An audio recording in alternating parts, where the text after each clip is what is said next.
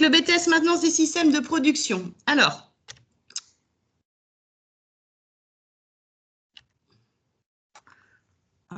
c'est pas possible.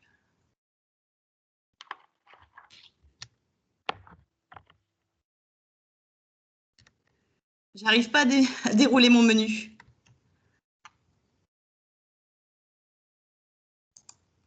Voilà, on va faire comme ça. Donc, pour vous présenter ce BTS, on va déjà vous parler de Saint-Félix-la-Salle, hein, resituer un petit peu la formation dans l'ensemble Saint-Félix-la-Salle. Ensuite, on vous présentera le métier, donc le métier de technicien de maintenance, la formation. On vous parlera également de l'organisation de l'alternance, puisqu'ici, on présente le BTS MSP en apprentissage et tout ce qui est modalité d'inscription. Les intervenants, donc il y a Monsieur Guibert, hein, qui est référent technique du BTS MSP, moi-même qui suis conseillère en formation et également en charge du recrutement sur le BTS MSP, donc en apprentissage, je précise. Et puis, nous aurons les témoignages de Pierre Favreau et Quentin Guibert, qui sont des apprentis de première année en apprentissage. Voilà. Donc, si vous avez des questions, hein, n'hésitez pas. On reviendra après sur les questions en fin de présentation. Alors, l'ensemble Saint-Félix-la-Salle, on va essayer de resituer un petit peu notre BTS. Hein. Il y a certains d'entre vous qui doivent connaître Saint-Félix-la-Salle. C'est un établissement de Nantes, mais il y a peut-être également des gens qui ne connaissent pas. Donc, l'ensemble Saint-Félix-la-Salle, c'est un ensemble de plusieurs établissements qui se sont réunis. Et nos formations vont de la 6e à la licence professionnelle. Donc, au sein de l'ensemble Saint-Félix-la-Salle, nous avons le campus Saint-Félix-la-Salle, où nous avons à peu près 500 étudiants. Nous proposons des BTS tertiaires, des BTS industriels sous statut scolaire et également en apprentissage. Et nous avons également une licence professionnelle sous statut apprentissage. Au niveau du CFA, donc tout ce qui est formation en alternance en apprentissage, nous avons 9 diplômes proposés, du bac pro à la licence professionnelle. Donc, pour vous situer, les bac pro MEI, la classe de terminale, bac pro MELEC, la classe de première et de terminale, bac pro système numérique, la classe de première et terminale. Et puis ensuite, les BTS, hein, on a les BTS métier de la chimie, contrôle industriel et régulation automatique, le BTS MSP, le BTS pilotage des procédés, le BTS système numérique. Donc, un large panel de BTS proposés à nos candidats. Le campus Saint-Félix-la-Salle est bien situé au cœur de Nantes, hein, donc facilité d'accès. On a également beaucoup de plateaux techniques, laboratoires, laboratoire de chimie, plateau technique dans les secteurs de la maintenance, de l'automatisme. Et puis, on a également des espaces de vie. Nos étudiants ont accès à l'espace étudiant, une grande salle avec des distributeurs de boissons, etc. Et puis, à partir de l'année prochaine, on aura un espace coworking qui leur permettra de travailler, une salle dédiée au travail. Voilà. Donc, on va continuer notre petite présentation. Donc, je vais laisser la parole à Monsieur Guibert. Je vais le laisser se présenter et puis vous faire la présentation du métier concernant le BTS MSP. Bien. Donc, bonjour à tous. Donc, moi, je suis Monsieur Guibert. Donc, j'interviens sur la partie technique de la formation, tout autant sur les BTS maintenance que en apprentissage. Là, on va orienter la sur la partie apprentissage. Et donc, on va d'abord présenter le métier. Donc, dans le métier de maintenance que vous connaissez peut-être si vous êtes dans une formation format, est une filière pour former des jeunes au niveau de technicien supérieur. Donc, on va donc vous demander d'acquérir des compétences dans tout ce qui est maintenance corrective, préventive et améliorative notamment. Il y a une nouvelle partie qui va arriver, c'est tout ce qui est lié à l'organisation et la gestion, qui est une part importante, hein, de la formation parce que aujourd'hui, on ne fait pas de la maintenance sans préparation et de la maintenance sans organisation, hein. Donc, c'est une part importante de la formation. Donc, pourquoi former des techniciens polyvalents? Parce que ce sera l'objet. Eh bien, parce que un technicien doit, sur un équipement qu'il connaît bien ou qu'il découvre, s'adapter et donc prendre un petit peu la température de tous les éléments, et que ce soit sur les niveaux d'électrotechnique, d'automatisme, d'hydraulique, de pneumatique et de mécanique. C'est pour ça qu'on fait souvent l'analogie avec les médecins, et donc on va dire que c'est le généraliste des équipements, avec toute sa polyvalence. C'est que si il n'a pas les compétences ou le niveau d'expertise suffisant, il fera appel à un spécialiste d'une autre entreprise ou du fabricant de la machine éventuellement. Alors, les secteurs d'activité. Eh bien, étant donné la compétence et la pluritechnologie en fait abordée, eh bien, on va retrouver des techniciens de maintenance dans tout domaine, que ce soit dans les domaines tertiaires, industriels et tout type d'industrie, hein. Donc, il y a différents exemples qui sont notés, l'automobile, la navale, etc., etc. Et on peut aussi, comment dire, être certain que sur le pôle qui va nous préoccuper, c'est-à-dire Nantes-Saint-Nazaire, Vendée, eh bien, on a un large panel d'entreprises sur lesquelles on va pouvoir s'appuyer et dans lesquelles les jeunes peuvent après éventuellement évoluer et changer d'entreprise à leur guise, hein. On est quand même sur une zone industrielle très dynamique. Alors,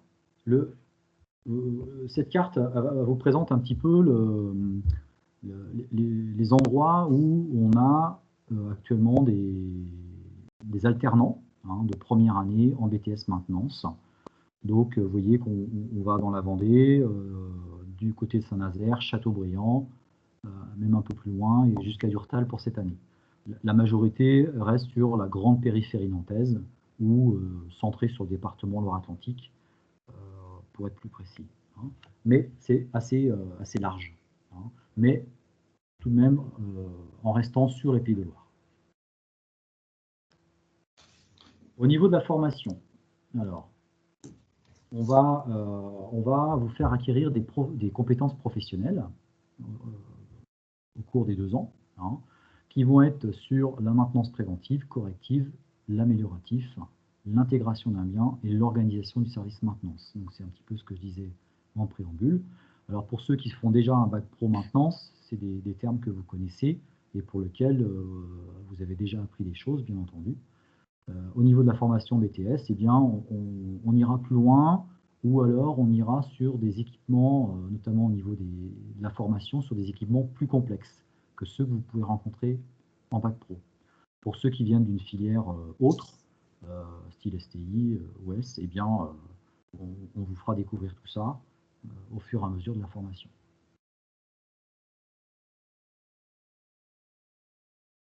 Au niveau du découpage horaire, donc les semaines en cours, eh bien, sont 35 heures de présence, hein.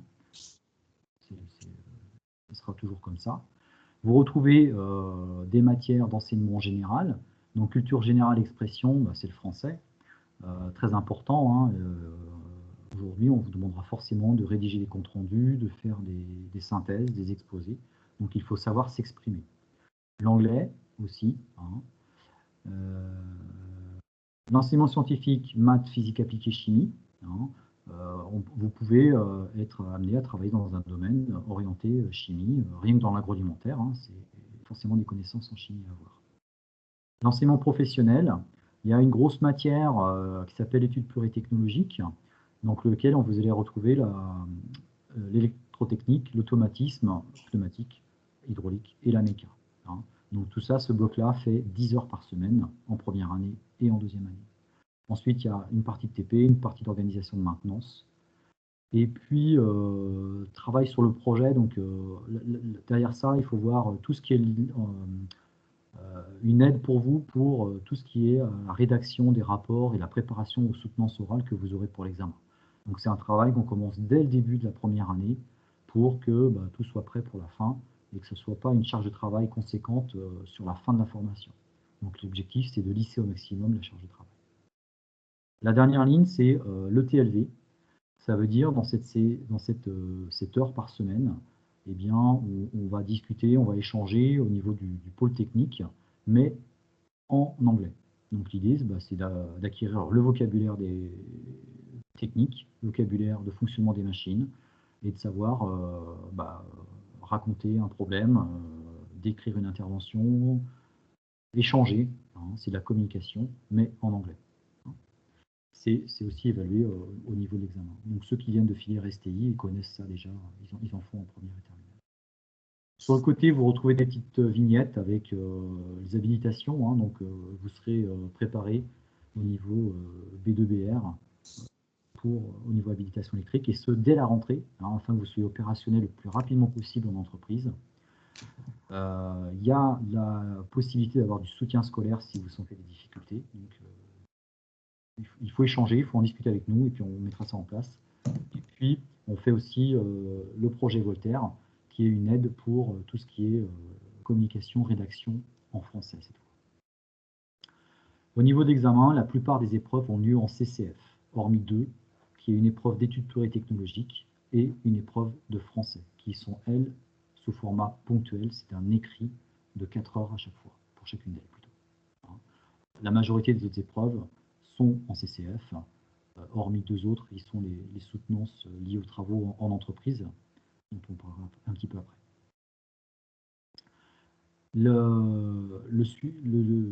La classe est un effectif réduit, hein, donc il n'y aura pas de grand groupe. Hein. Si le groupe est un petit peu plus important, il y aura les cours seront dédoublés. Alors, au niveau de la formation, eh bien, vous voyez ici un petit résumé, une petite synthèse, avec 3 bulles vertes qui sont les 3 personnes en fait, importantes dans le bon fonctionnement de votre alternance, ou qu'ils seront. C'est vous, l'apprenti. Sur la droite, eh bien, il y a l'entreprise avec son maître d'apprentissage qui sera votre référent en entreprise. Et puis sur la gauche, eh bien, il y a le CFA avec le responsable de formation. Entre les trois, il y a les outils de communication et d'accompagnement. Donc il y a un carnet de liaison, hein, qui est un document d'échange entre les différentes parties. Il y a des conseils de classe, donc il y aura des devoirs bien sûr, avec donc des conseils de classe avec des bilans individuels, et vous aurez 3 visites au cours de votre alternance, donc sur les 2 ans, pour voir dans un premier temps comment ça se passe, puis après comment vous évoluez au cours de l'entreprise. Hein. Au niveau du CFA, donc derrière il y a une équipe de profs ou de formateurs, hein, qui seront disponibles et qui pourront vous apporter du soutien si nécessaire, et avec lequel on fera des entraînements pour les prestations orales qui compteront pour l'examen. Il y a aussi des services support, hein, donc l'écoute et l'accompagnement en cas de difficulté, et un référent handicap au niveau du CFA. En bas à droite, donc, il y a une autre bulle, hein, qui vous précise que donc, nous travaillons avec un environnement numérique de travail, Office 365, avec comme point central Teams, et autour plein d'autres supports. Hein, donc, vous aurez Word, Excel, PowerPoint à disposition, une boîte mail professionnelle, et d'autres outils, type OneNote, sur lesquels vous pourrez avoir les supports de cours, le cahier de texte, faire des visios éventuellement. Donc un très très bel outil qui fonctionne très bien. Au niveau donc de l'avant et de l'après-formation. Donc les prérequis pour accéder à la formation, donc il faut être titulaire d'un bac pro, technologique ou général, donc le général dans les spécialités scientifiques et technologiques. Donc pour le bac pro, MEI et ELEC, MELEC sont parfaits, hein, pour venir dans cette formation. Ça peut être aussi ouvert à des gens qui reviennent vers des études après avoir arrêté après le bac, par exemple, et au bout de quelques années de travail, ils veulent revenir et se former un BTS. Ils sont les bienvenus, bien entendu. Alors, vous retrouvez ici sous la présentation, hein, du graphe, la photographie un petit peu de la classe de cette année de première année. Hein, donc avec 70% de bac pro MEI. des bacs STI2D et des bacs S. Cette année, dans cette classe, il n'y a pas de bac Promelec, mais dans la classe précédente, il y en avait plusieurs et ça fonctionne aussi très bien. Alors, au niveau des poursuites d'études, il y a plein de possibilités, notamment en termes de licence professionnelle, avec une orientation, une spécialisation, hein, qui peut être dans la production, l'organisation, maintenance nucléaire, qualité, sécurité, environnement, robotique. Enfin, il y a plein de possibilités, l'automatisme, plein de débouchés possibles. Et il y a aussi beaucoup de travail en ce moment. Donc, il n'y a pas de souci pour ceux qui veulent travailler et construire leur projet professionnel derrière un BTS maintenance.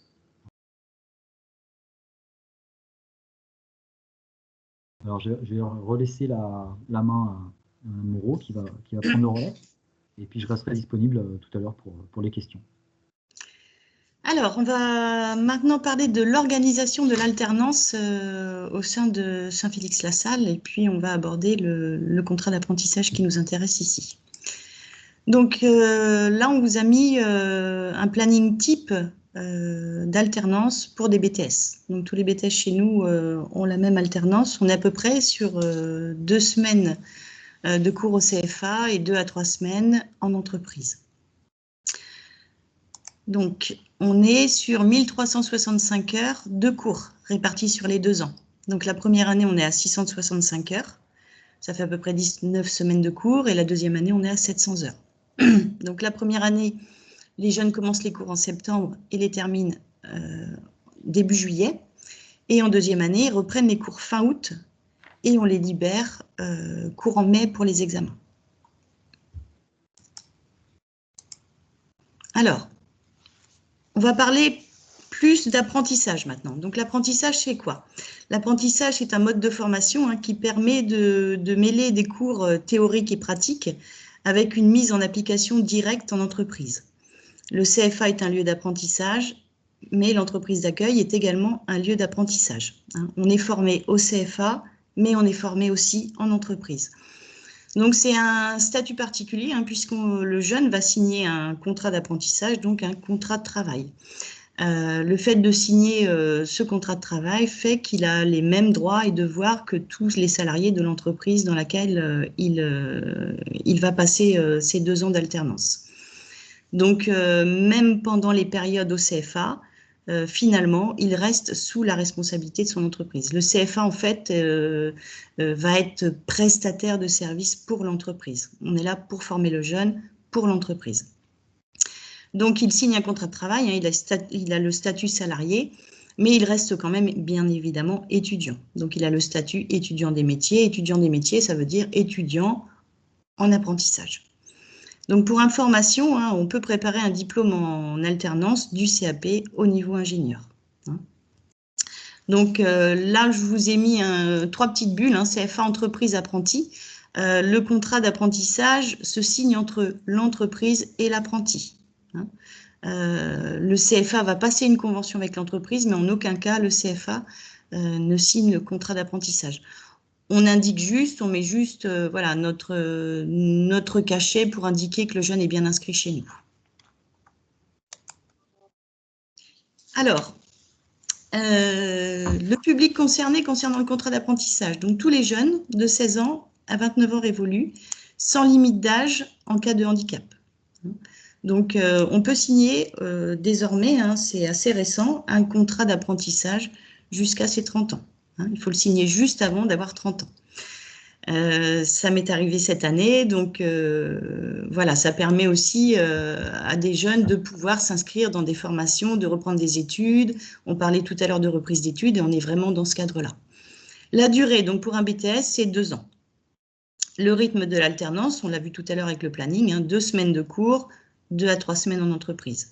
La rémunération, donc on va passer sur le slide d'après. La rémunération, c'est en fait en fonction de l'âge du jeune et en fonction de son année dans la formation, s'il est en première ou en deuxième année. Donc, un jeune qui commence son alternance, son apprentissage en étant mineur, il peut avoir un salaire de 27% et puis finir avec 51% du SMIC en fonction de son âge et de l'année de BTS. Voilà. Donc, il faut savoir que la rémunération peut être un petit peu plus avantageuse que ce qui est indiqué là en fonction de la convention collective de l'entreprise. Et le jeune peut avoir ce qu'on appelle des primes de panier, différents avantages liés à son entreprise. Hein. Donc, tous les jeunes n'ont pas forcément la même rémunération et les mêmes avantages. Ça dépend vraiment de l'entreprise. Alors, ce qu'il est important de savoir aussi également, là, c'est que la formation est gratuite pour le jeune. En aucun cas, on ne peut lui demander des frais de scolarité. La scolarité est financée finalement par les opérateurs de compétences. Donc, c'est l'entreprise qui va faire une demande de financement à ce qu'on appelle les OPCO, et c'est eux qui vont prendre en charge le financement de la formation. N'hésitez pas si vous avez des questions, hein, on y reviendra après, mais si vous voulez mettre quelques questions dans le chat, n'hésitez pas. Donc, on va continuer avec les modalités d'inscription pour ce BTS. Donc, on s'inscrit, le CFA Saint-Félix-la-Salle hein, s'inscrit dans la procédure rectorale des admissions dans l'enseignement supérieur, c'est-à-dire Parcoursup. Donc, sur Parcoursup, vous avez un onglet pour le scolaire, donc avec des dates de début d'inscription, des dates de fin, des dates pour organiser vos vœux, et puis des dates de proposition des différents établissements. Pour tout ce qui est apprentissage, vous avez l'onglet apprentissage et vous n'avez pas de date limite d'inscription. Finalement, vous pouvez vous inscrire en apprentissage à partir de janvier jusqu'en septembre. L'idéal est de le faire le plus tôt possible, hein, mais vous n'avez pas de date limite pour vous inscrire. Donc, vous vous inscrivez sur Parcoursup et puis, en plus, le CFA, on demande un dossier de candidature indépendant. Donc, dossier de candidature avec les bulletins de première, de terminale, un CV, pardon, une lettre de motivation. Donc, ce dossier, nous, les conseillers en formation, ben, on va l'étudier. Et puis, si on estime que le jeune a le potentiel pour suivre la formation, on va le convoquer pour un entretien. Donc, entretien de motivation. Les entretiens se font à partir du mois de, je dirais, fin février, début mars. On donne très rapidement la réponse aux jeunes, à savoir si c'est favorable. Et puis ensuite, on met en place un accompagnement pour la recherche d'entreprise. Je vais passer au slide suivant. Donc, l'accompagnement vers l'entreprise. Alors, il faut savoir qu'on ne va pas laisser un jeune se débrouiller tout seul dans son coin, lui dire c'est favorable, mais reviens me voir quand tu auras une entreprise. Ça ne fonctionne pas comme ça. C'est vraiment un travail d'accompagnement qu'on met en place chez nous depuis de nombreuses années. On est 3 conseillers en formation, on a chacun nos sections et on fait vraiment un travail d'accompagnement. Déjà, on va voir un petit peu le projet du jeune, on va valider ce projet et ensuite on va commencer à travailler sur les outils. Les outils, c'est déjà le CV, la lettre de motivation, on va demander aux jeunes aussi de s'inscrire dans ce projet, c'est-à-dire de faire une véritable recherche d'entreprise. Par exemple, d'avoir un tableau, d'être rigoureux dans sa recherche, d'être organisé. Et puis nous, de notre côté, on a des entreprises partenaires, bien évidemment, et on va demander à nos entreprises partenaires quels sont leurs projets de recrutement d'alternants pour la rentrée 2021. Et ensuite, on va récupérer les offres des entreprises et on va pouvoir faire de la mise en relation entre nos candidats d'un côté et les entreprises de l'autre. Ensuite, c'est l'entreprise qui fait son recrutement. Hein. En aucun cas, c'est nous qui recrutons, c'est bien l'entreprise. Donc, c'est vraiment un travail de collaboration avec le jeune, en ce sens où on fait des points réguliers, on s'appelle régulièrement, on s'envoie des mails sur l'avancée de la recherche. On les prépare aussi aux entretiens.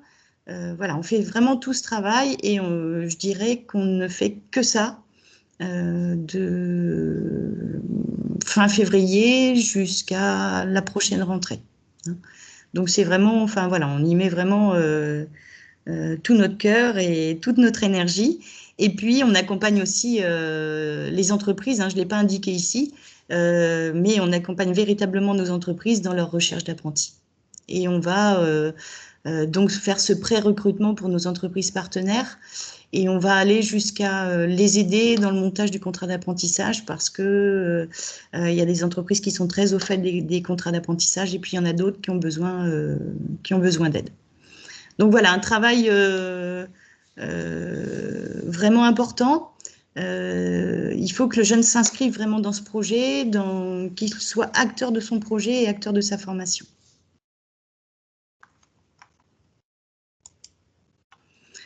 Alors, je dirais ici que les bonnes questions à se poser avant de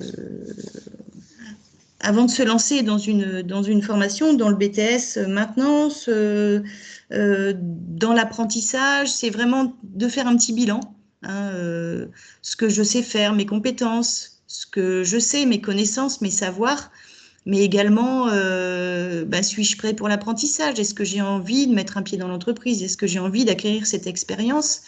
Est-ce que je me sens prêt? Tout le monde ne se sent pas prêt à l'issue d'une terminale à faire de l'apprentissage. Et ça, il faut respecter. Donc chez nous, on a le BTS maintenance en apprentissage, mais on l'a également sous statut scolaire, hein. Donc c'est important aussi, peut-être que au niveau de l'entretien, on est capable de voir si le jeune sera mieux en scolaire. Donc là, on peut éventuellement lui proposer. Donc il y a quand même toutes ces questions que le jeune doit se poser avant de candidater, je dirais, hein. Qui suis-je aussi? Mes qualités, mes défauts, de quoi j'ai envie, ma mobilité géographique, est-ce que je suis en cours de passer le permis, est-ce que je vais avoir une voiture, quelle sera ma mobilité géographique, ou est-ce que j'ai pas du tout de possibilité? Si j'ai pas de possibilité, par exemple, ça risque d'être un frein pour l'apprentissage. Parce qu'on trouve rarement une entreprise au pied de chez soi et des fois, ça nécessite de pouvoir se déplacer. Et surtout quand on travaille dans ces métiers de la maintenance où on peut travailler en poste, on ne peut pas compter sur les transports en commun. Donc, je pense qu'il est intéressant et important de faire ce bilan, de poser sur une feuille toutes ces choses qui vous aideront aussi à travailler votre projet et puis à venir en entretien et savoir où vous allez. Voilà. Et ça me semble important. Alors, on va maintenant laisser la parole à nos apprentis, hein. Donc, je ne sais pas, Quentin, tu veux commencer? Peu importe. Ouais. Donc, c'est Quentin qui va commencer, hein. Il est apprenti en première année MSP apprentissage. Il est donc à la laiterie de Montaigu. Il va vous faire un petit retour d'expérience, vous expliquer un petit peu son parcours scolaire, son choix de l'apprentissage, ce qu'il fait en entreprise, et puis peut-être les plus et les moins de l'apprentissage. Donc, je vais lui laisser la parole. Et puis, déjà, je le remercie vivement de témoigner parce que on sait que c'est pas toujours facile. Voilà, donc je remercie Quentin et je lui laisse la place.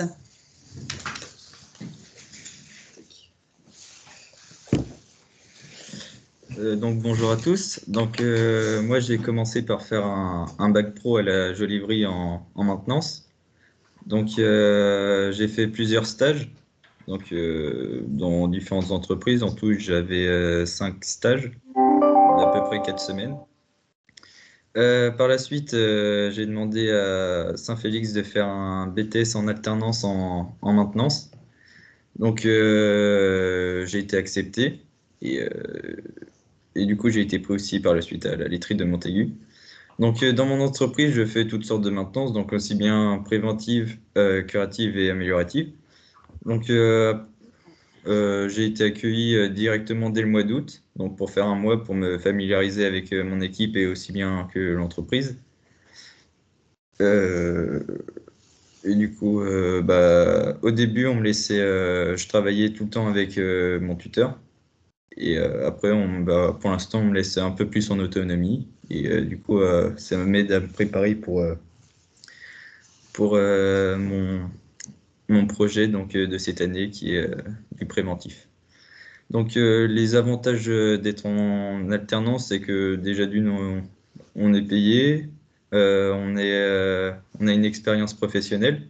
Donc, par la suite, on peut très bien avoir un CDI ou quelque chose comme ça. Pour se faire recruter, on a plus d'expérience qu'une personne qui est en initiale. Et du coup, et les inconvénients, c'est que du coup, on a plus de vacances, par exemple. Et du coup, voilà. C'est tout pour ma part. Alors, bonjour, moi c'est Pierre Favreau. J'ai du coup accompagné en BTS un bac pro MEI à la Genève. Je suis actuellement en entreprise groupe pilote à la Business. C'est un peu la même chose, je veux dire, mais du coup, j'ai choisi ce BTS là pour continuer du coup dans la filière de la maintenance, pour avoir aussi une meilleure compétence et puis pour après rentrer dans une entreprise. C'est plus facile de rentrer dans une entreprise avec un BTS qu'un bac pro. Du coup, voilà. Après, les qualités et les défauts d'un BTS, bah, c'est la même chose, les vacances. Mais après, on est payé, du coup, ça rattrape. Et puis, après, les qualités, oui, du coup, c'est les compétences et puis être directement dans du concret. Parce que les études, bah, j'aime les études, je voulais continuer, mais pas en initial, du coup. L'alternance, ça m'aide à avoir quelque chose de concret au bout. Voilà.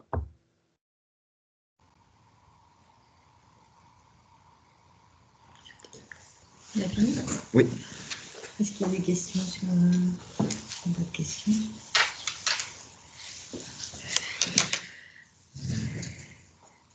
Eh bien, je vous remercie, nos deux petits apprentis. Alors, je voulais rebondir sur, sur ce que vous disiez. Hein. C'est vrai que vous n'avez plus les vacances scolaires, effectivement, hein, mais vous avez quand même 5 semaines de congé, puisque vous êtes salarié d'entreprise. C'est vrai que la difficulté, la première année, hein, quand on commence en première année de BTS, eh ben, c'est vrai que les premiers mois, ben, on n'a pas les vacances de Toussaint. Et puis, certains ne vont pas avoir les vacances de Noël. Et c'est vrai que c'est une difficulté, c'est un changement de rythme. Il y adhérer complètement, mais ça vaut le coup, quoi. Parce qu'à côté de ça, bah, il y a ce côté expérience, hein, qui est vraiment une plus-value quand on fait de l'apprentissage. Hein. Voilà. Je ne sais pas s'il y a des questions. Je ne vois pas de questions dans le chat. Est-ce que vous avez des questions à nous poser sur le BTS, sur l'apprentissage?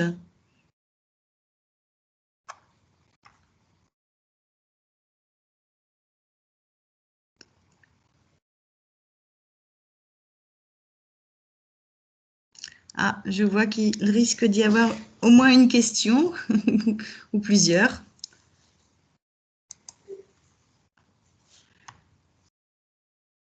Je vous affiche ici les coordonnées du CFA et puis vous allez voir, il y a mon adresse mail. Hein.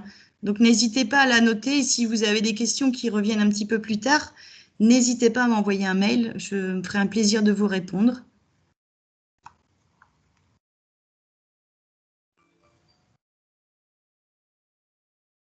Alors, donc on a une question. Est-ce que les heures de cours sont plus intensives ou plus chargées qu'en formation initiale? Donc Eric, je vais te laisser répondre à cette question.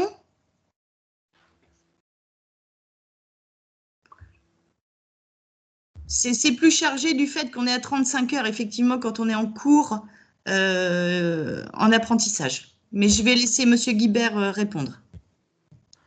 Alors, c'est une bonne question, très pertinente. Plus chargé, en fait, c'est le rythme qui est différent et qui fait la nuance. La difficulté en alternance, c'est que vous êtes présent 2 semaines, absent 2 semaines, etc., etc.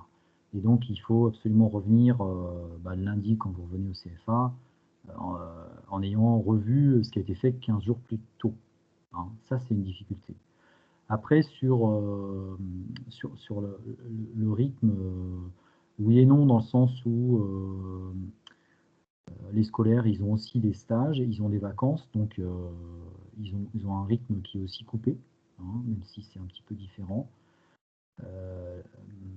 Moi, dans ma matière, en tout cas, aujourd'hui, je suis au même point, à une 2 heures près, que ce soit sur la classe de scolaire que sur la classe d'apprentissage, alors que je fais la même matière. Il s'avère qu'avec les apprentis, eh bien, on va parfois un tout petit peu plus vite, parce que quand on reprend des notions, c'est des choses qui leur parlent, parce que c'est des notions qu'ils ont rencontrées en entreprise, qu'ils ont entendu parler, qu'ils ont vu afficher dans l'entreprise, et donc forcément, il y a une imprégnation et une immersion qui est plus rapide. Alors, ce n'était pas le cas dans toutes les matières, mais en tout cas, pour la mienne, moi, j'ai pas d'écart entre les deux classes. Pour info, les statuts scolaires, ils partent 4 semaines en stage en fin de première année et 6 semaines au cours de la deuxième année. Donc, sur le temps de cours, ça fait déjà 10 semaines où ils ne sont pas présents, hein, plus les vacances. Donc, voilà, il y a un équilibre qui se fait, et puis c'est un petit peu dans le rythme aussi, hein. Et sur la partie pratique sur laquelle j'interviens, donc les TP qui préparent notamment au CCF finaux, eh bien, je ferai la même remarque, hein. C'est-à-dire que les jeunes apprentis sont plus,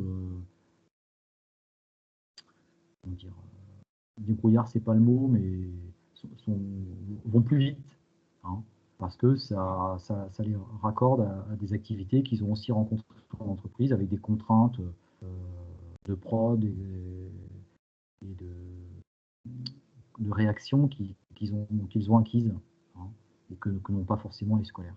Voilà. Donc, ça s'équilibre, hein. Et puis pour l'examen, vous êtes prêts de la même façon, hein. Puis on vous prépare tous, quelle que soit la section, pour que ça se passe bien pour tout le monde. Voilà ce que je peux dire. Alors j'espère avoir bien répondu. Il ne faudra pas hésiter à reposer des questions, hein, bien sûr, si ce n'est pas le cas. Il y avait une autre question? Oui. Donc, quand on parle d'effectifs réduits, donc combien d'élèves par classe? Et si tu veux que je réponde? Oui, bah, oui, enfin, alors, comme tu veux. On est sur une base 15-16. Hein. Bon, il s'avère que cette année, ils sont plus nombreux parce qu'il y a eu plus de demandes et des candidatures, de bonnes candidatures.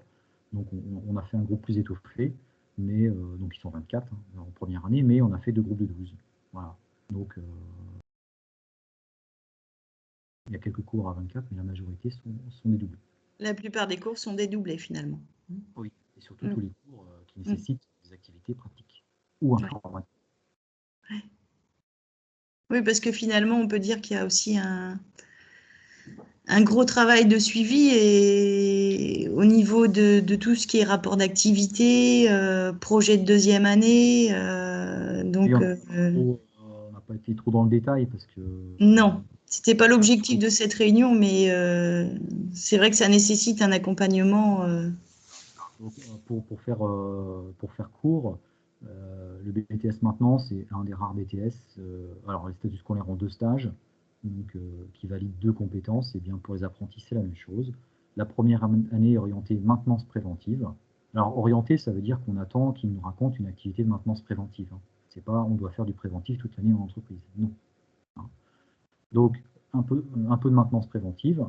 Et puis, la deuxième année est orientée maintenance améliorative, dit projet en général en entreprise.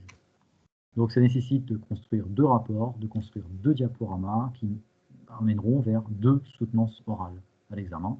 Et bien tout ça, ça demande de la préparation, du temps, de l'échange, hein. Et donc là, on attend aussi de chaque jeune de l'autonomie, et puis qu'il y ait des échanges avec nous, les profs, et puis surtout l'entreprise, hein. Donc par exemple, ce matin, on a fait un entraînement à la soutenance orale pour toute la classe de première année sur une partie de ce qu'on attend à l'examen. Voilà, donc ça fait partie des choses à laquelle on les prépare du mieux possible.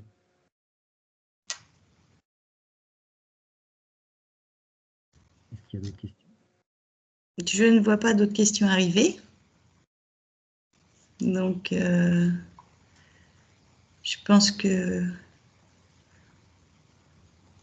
on va attendre 2 petites secondes, mais non, apparemment, il n'y a pas d'autres questions.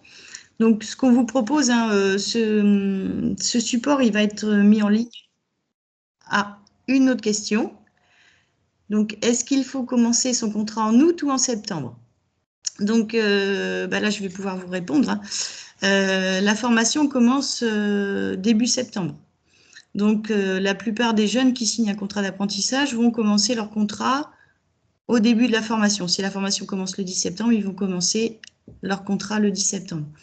Mais il y a des entreprises qui souhaitent avoir les jeunes avant pour les intégrer à l'entreprise, et ce qui peut se comprendre. Donc, finalement, un contrat d'apprentissage, il peut démarrer 3 mois avant la date de démarrage des cours, hein.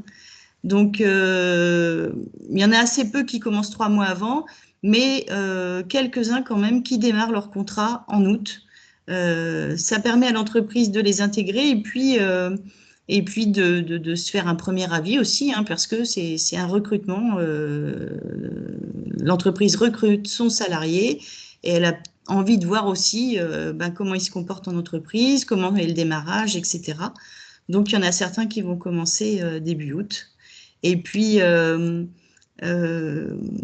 généralement, les entreprises aiment bien prendre les jeunes parce que l'été, ils ont aussi besoin d'avoir des jeunes en entreprise.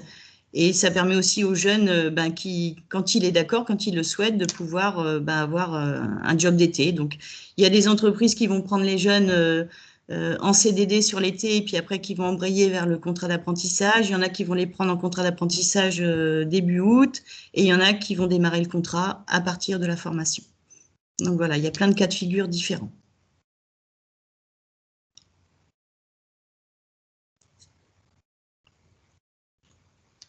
Pas d'autres questions?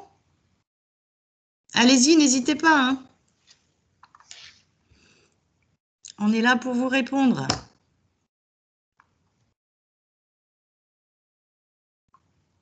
Bon, dans tous les cas, donc je vous disais, ce support, il a été enregistré, donc je pourrais vous l'envoyer. On a également nos portes ouvertes, hein, le 23 janvier, de 9h à 16h. Alors pour l'instant, on ne sait absolument pas si elles se feront en présentiel ou alors qu'en distanciel. On n'a pas cette information. On aimerait vraiment que ça se fasse en présentiel, parce que quand on est sur des formations techniques comme les nôtres, hein, on sait que les jeunes et leurs familles ont besoin aussi de voir les plateaux techniques, de se projeter dans un établissement. Enfin voilà, la meilleure façon, c'est de venir aux portes ouvertes. Donc, je pense qu'on saura peut-être mi-janvier si elles sont maintenues en présentiel ou pas. Voilà. Mais en tous les cas, si vous avez des questions qui vous viennent par la suite, n'hésitez pas à m'envoyer un petit mail et je vous répondrai dans tous les cas. Il n'y a pas de souci là-dessus. Voilà. Bon, moi, je crois qu'on va clôturer, Eric. Oui. Merci de la présence de tout le monde et puis de nos 2 apprentis. Voilà. Merci à nos apprentis. Pour les questions, il n'y a aucun problème. Ah, je pense qu'il y a une personne qui est en train d'écrire. Donc, merci de votre présence en tous les cas, hein. Voilà, c'est une première pour nous, hein. On est plus habitué à faire ça en présentiel. Mais bon, il faut s'adapter. Donc, on s'adapte. Alors, je ne sais pas s'il y a un autre... Non, mais du coup, il n'y a pas d'autres questions. Donc, on va en rester là. Très bien. En vous remerciant. Merci beaucoup. À bientôt. Merci. Et puis, de bonnes fêtes de fin d'année à tout le monde. Au revoir. Au revoir.